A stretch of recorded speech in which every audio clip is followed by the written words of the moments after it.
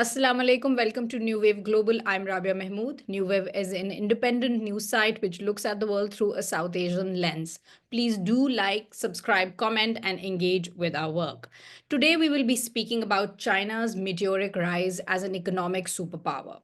It is the world's largest trading economy as it is the trading partner to more than 120 countries and accounts for more than 18% of the global GDP. And it has done so without dropping a single bomb on another country in more than 40 years, and also without an interventionist foreign policy. To understand this more, we have with us Mr. Haroon Khawaja. He's a governance and economic expert. He was an advisor to the Chief Minister of Punjab from 2008 to 2012, and also an advisor to the then Prime Minister of Pakistan during the late 90s. Haroon, welcome to the show. So, can you help us understand as to why China is where it is in the world right now? And what are those key governance measures which different Chinese governments took in order to become a global economic giant? Thank you for inviting me. It's a very, very vast subject, and one can go on for hours on the transformation of China. One needs to understand the history and then what happened, like you said, in the past 4 decades, and then what is happening now, where it's headed. But since you want me to summarize it, I was thinking about it, and I came up with 7 quick pointers just to lay down the perspective. So let me just quickly go over them. And before I do that, of course, I'd like to reiterate that these are my personal views. It's a vast subject, so the viewers, some of whom are probably experts in foreign policy, international relations, they may have a different view. And so these are my personal views. This is how I look at it. Number one, I think the leadership selection criteria of the Chinese Communist Party is really commendable. Now, there's a lot of room for criticism, but the way the pyramid structure that the Communist Party leadership follows, it kind of instills loyalty with the communist philosophy and the policy with the country, but it also ensures that merit is followed, and the best of the best people, they come up to hold the key positions. There is a national congress, which goes all the way down to the local government or local level. There is a central committee, then there's a Politburo, then there's a standing committee of the Politburo, which currently has 7 members. All of this started just over 40 years ago under Deng Xiaoping, after the death of Chairman Mao in 1976. Then there was a 2-year period of infighting, and then Mr. Deng Xiaoping, he took over. And he's credited with the opening up of the reform, which they call socialism with Chinese characteristics, which is socialist market economy. So that, I think, set the tone for the for the direction in which China has been going for the past 4 decades. They bring the best of the people to run the country. Number 2, population control. As you know, Chinese population was out of control 50 years ago, and they had a very, very strict policy to control the population. Only 1 child was allowed until about a few years ago when they relaxed the policy. And now, in fact, about a year ago, they've actually started incentivizing having more kids. So for about 50 years, there was strict controls over population growth. And these are, when we talk about, for instance, Pakistan, I keep saying these are low-hanging fruits. I just have not been able to understand why Pakistani leaders don't understand that, it's 1 to 2 points in GDP, which is just lying there to score, and no one really bothers about that. But Chinese people, they realized it. They control their population, and in fact, it was the largest country by population in the world for a very long time. Only lately, India has surpassed China as the largest population in the world. Anyhow, and moving forward, number 3 is that having such a big population, about 1.4 billion people, then to organize them, and that's where, as I just said, socialism with Chinese characteristics, socialist market economy. While the state has a very deep role in the lives of the citizens, which in the West is continuously being criticized and perhaps somewhat rightly, but it has undoubtedly successfully organized 1.4 billion people in one direction, and which is direction in the benefit of their country. Number four, industrial cities. Now, so the Chinese growth model basically focused on creating industrial zones which grew to become big, huge, massive industrial cities. So the first one is called Suzhou. This was in early 90s. This was an industrial city which was built with cooperation of Singapore. Actually, I happened to visit that about 10 years ago. It was amazing. It's incredible. And the model was that you develop these industrial cities, you provide the infrastructure, including roads, energy, housing, and then you pre-plan where you have housing, where you'll have labor people, you'll have management experts, consultants, all sorts of people needed for the growth or the creation of industries. Then you provide schools as well, because they're going to have families, they're going to have children. Then you provide health facilities as well, skill development, security. All these things were pre-planned, and cities were built on these models. So they develop this infrastructure first and then attract the investment and industry to kind of establish. And that is the model that China has followed. Small fishing town like Shenzhen, across from Hong Kong. Shanghai, a long time ago, used to be a small city. All these, Jiangsu province where Suzhou is, there are so many different cities spread across China which followed this growth path. Number five was that most of the big corporations in the past 40 years, not so much now, but historically, were government-owned, but run by competent people, as I just told you about the Communist Party structure, but they were held accountable. If they were not performing, they would be taken to task. So, and at the same time, the government basically provided massive subsidies and incentives to these big corporations to produce competitive products which they could sell all over the world. By the way, in violation of WTO treaties, which China is a party to. Number six, so now they created these industries, they created this productive capacity. Now they needed to sell it, and they made competitive products. And so they focused on relationship with United States, with EU, with other countries in the world. And at that time, say about 25 years ago, or about 25 years ago, the United States welcomed China and Chinese products with open hands because they were so competitive, and it kept the inflation rate under control in the United States and in the EU.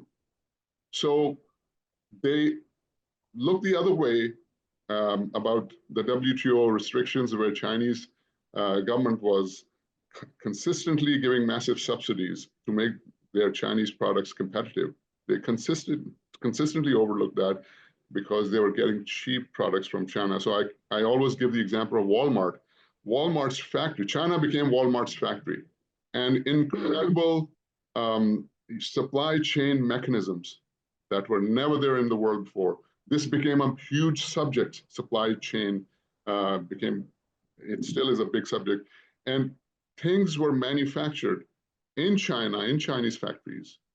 And the lead time was calculated based on a certain store. Walmart had 3,500 stores in the United States and other parts of the world. And those stores would place orders of what quantity, which thing, when do they need it. And it was so beautifully synchronized. So finally, by the way, before I go to that, so China became a factory for United States, for EU and other countries. And the result is that It created jobs, it created economic growth, it created development in China.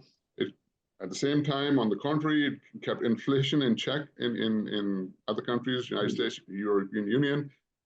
The result is currently China exports are $3.73 trillion and $550 billion to the United States, while the United States exports to China is $154 billion. Similarly, about $500 billion to EU, European Union, while European Union exports only $225 billion. See? So amazing the way they did business with the West. And finally, like you said, number 7, the policy of no war, focus on the economy. Past 4 decades, they've just completely focused on one thing, absolutely no fights, no conflicts with any country in the world until lately. So thank you, Haroon. This was like a good primer on as to why China is where it is at the moment. But I have a question which I was going to sneak in at the end of this Q&A. But as we are speaking about the United States a lot, so we should I'm moving it here. How do you see? So there is in the West, and specifically by the US, there's a lot of China anxiety. There's a lot of aggressive posturing, a lot of commentary, which is a very aggressive. The United States on record has said that it sees China as a threat to the international order, very brazenly, very blatantly. And now Trump is going to be the next president of the US, and that China versus Trump versus US thing has already started. How do you see that? Well, there are several reasons for that, and remember this only started about 5 years ago or maybe 8 years ago when the first Trump presidency 2016, started. yes. So over the past few decades, while China was growing, and as I said, China's growth is directly attributable to the West's support. And they look the other way on the WTO treaty, characteristics that China was supposed to follow, which is massive government subsidies being given to its factories for production of items that made Chinese products very competitive. No one else could compete. Now, so 8 years ago, Trump's first presidency came, one of the biggest points was that the US jobs have been stolen by the Chinese economy, especially the US blue-collar jobs. And there's a lot of material on it, a lot of debate which continues to go on, and there are arguments on both sides. But the US people, they moved towards the right, and they accepted this argument, and they wanted it to stop. So that's the number one thing, that there is this concern in the United States that China is taking the jobs from the US to China unreasonably, breaking the treaties that China has signed. When the government gives subsidies to its factories, the products are cheaper, they sell more. And in the US, the government is not allowed to do that because the US has also signed the WTO treaties, and so has Europe and other Western countries. So this is the one major thing. The second thing is that until a few years ago, yes, China was focused on economy only and no conflicts in the world. But now that China has reached a certain economic strength with massive trillions of dollars of reserves, China has started expanding internationally, and its BRI project, the Belt and Road Initiative, it continues to expand in its interests in other countries.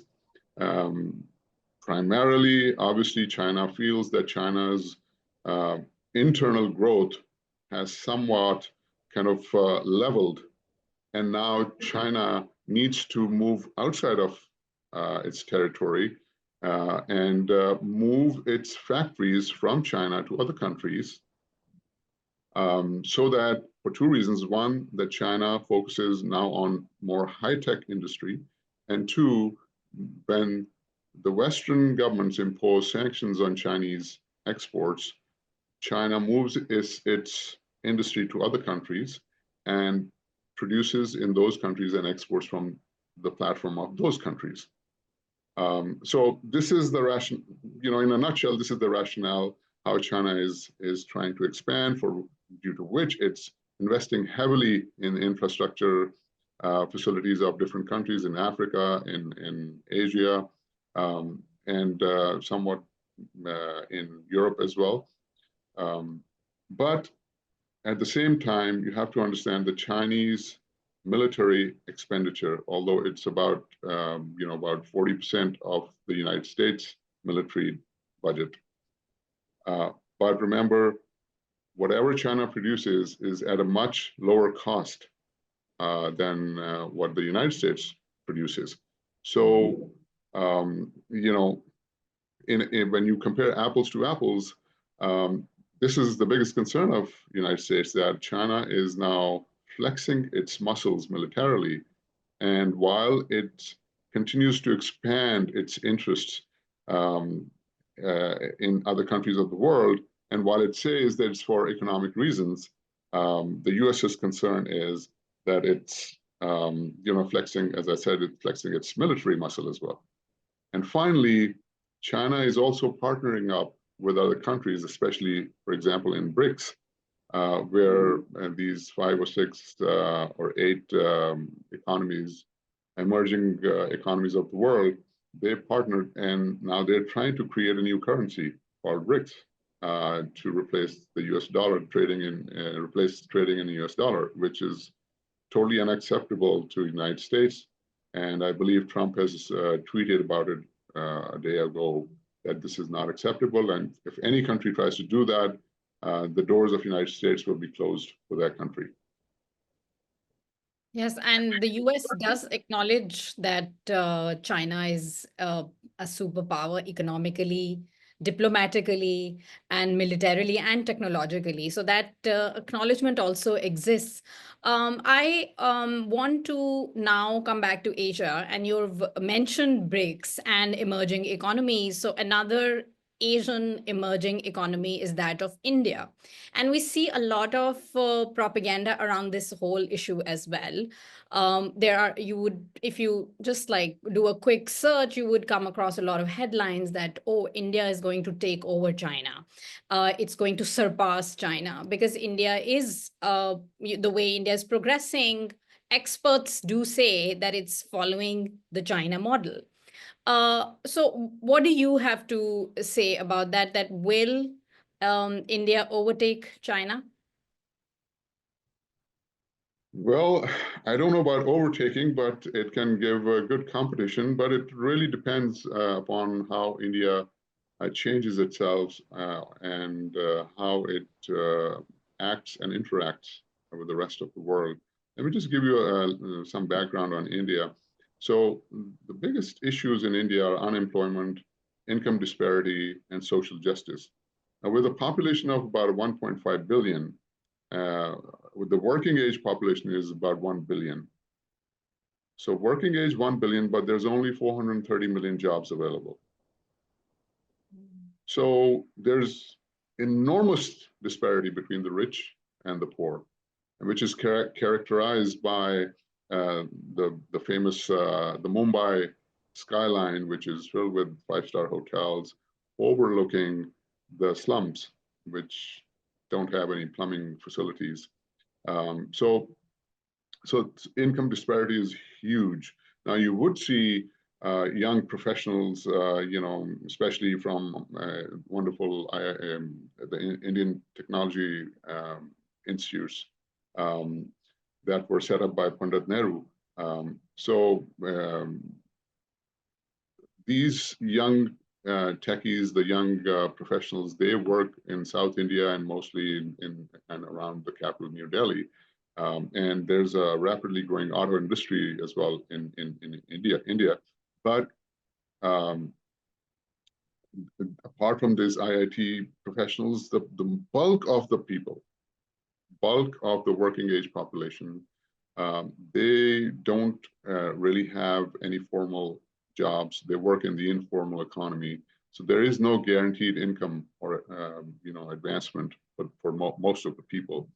The strengths of India obviously are that their NRI population, the non-resident Indian population of 35 million across the world, it's huge.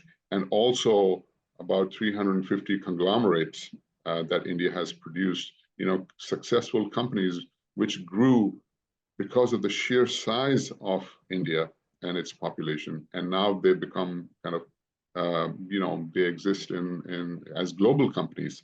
So these are the two engines through which the Indian economy took off. But then on the other hand, there's a lot of bureaucracy that exists in India. India needs a lot of development in its infrastructure. And historically, India has had a disdain of foreign investment. It has always historically been an introvert society. And even now, when foreign investment tries to come in, there's a lot of roadblocks that it has to kind of overcome. So these are things that India has to keep in mind. Now, moving ahead, if we look at the freedom movements in India now, internally, the internal security is an issue. There's about 17 freedom movements from Mizoram to Nagaland to Khalistan to Kashmir to Assam. India has been dealing with it and continues to deal with them. And then there is the RSS ideology, which has marginalized minorities in India. So that's something internal that India needs to sort out if it wants to kind of compete with China and grow as a global power. And finally, and I think this may be one of the most important things that India needs to revisit. The neighbors of India, most of them, almost all of them, India has a big problem with them, or the neighbors have a problem with India. So its relationships with its neighbors are not, something to write home about. You name it: China, Pakistan, Bangladesh, Sri Lanka, Maldives, Nepal. I guess Bhutan is probably the only country which India gets along with, because Bhutan is a small, kind of a very, very small country, which is itself a peaceful country. So I think in order for India to present itself as a responsible global power, it's important for India to resolve its disputes with China, and absolutely the Kashmir issue with Pakistan. So that's, in a nutshell, India's overall perspective, in my opinion. Until and unless these things are resolved, I think India will continue to face a challenge to give tough competition to China. Okay, so you're saying that there are governance issues, and also there is a political problem at home in India. Now, coming to Pakistan, where there is a lot of unrest, there is political instability, and we too have a problem of security, specifically in the province where China has invested quite extensively, Gwadar, which is in Balochistan. So we have all these problems.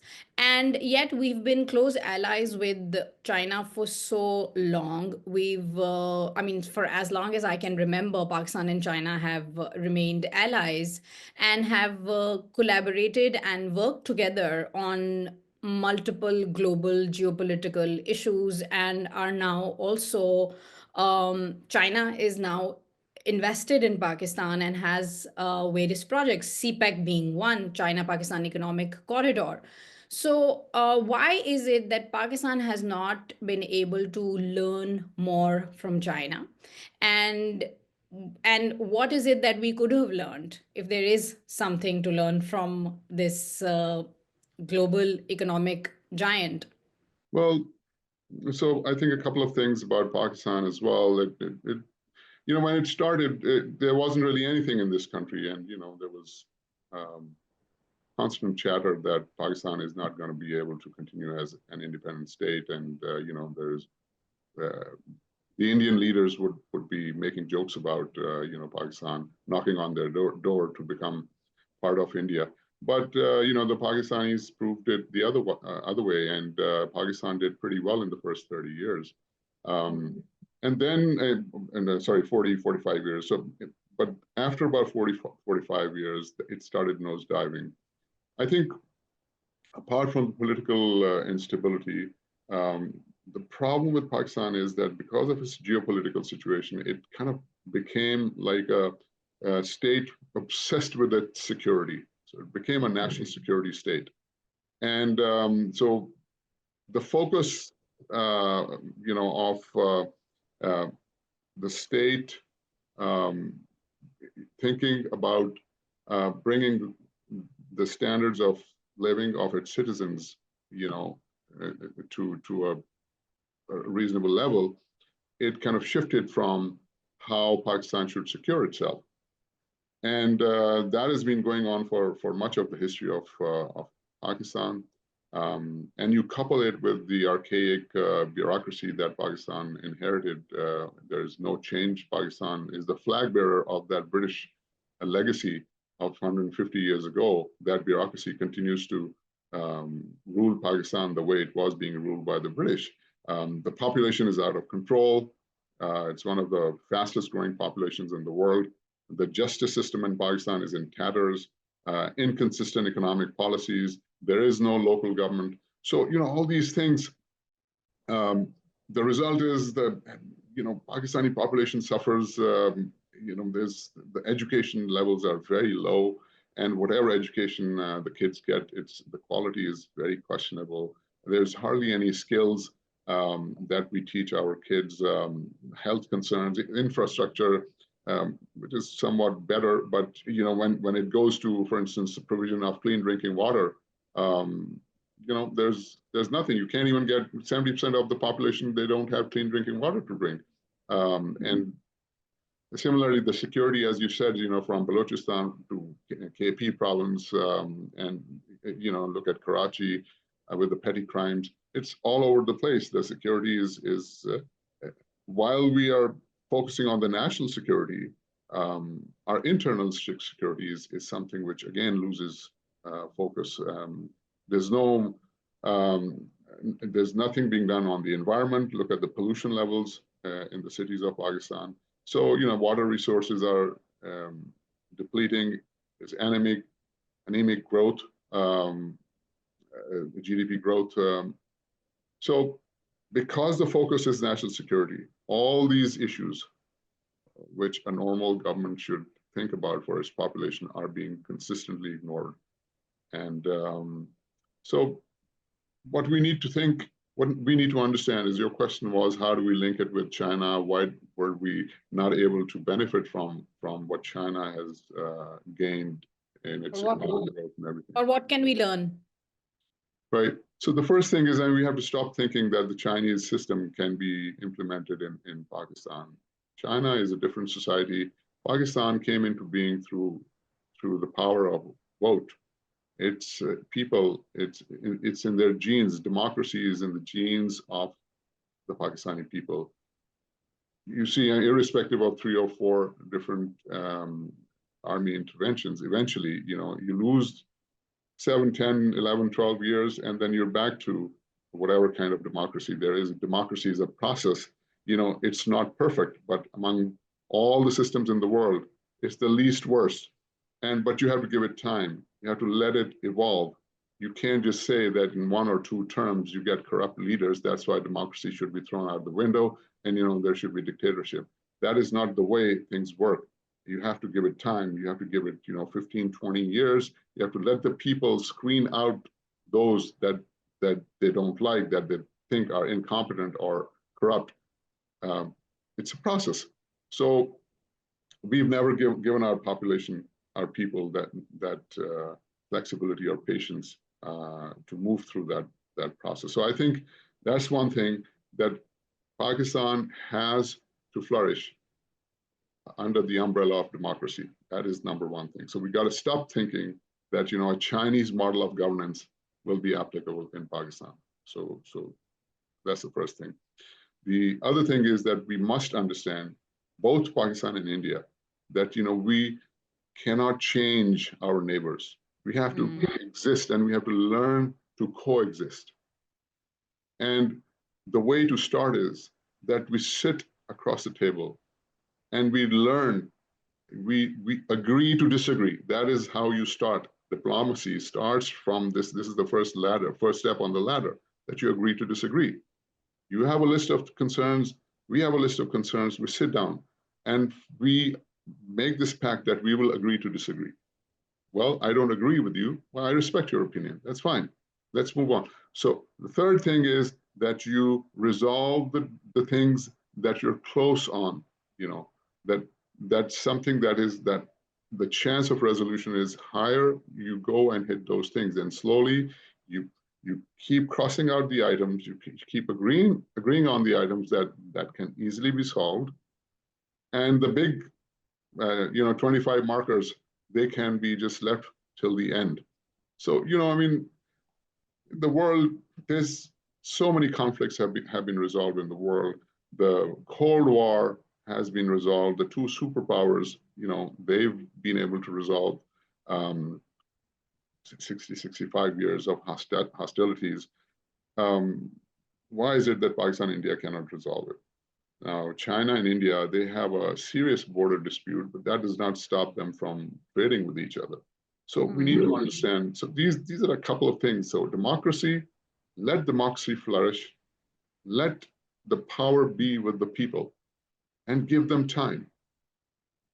And at the same time, you need to learn to coexist with your neighbors. Thank you very much, Haroon, for your insights. And on this note, we'll say Khudafiz to our viewers. Khudafiz, and thank you for watching.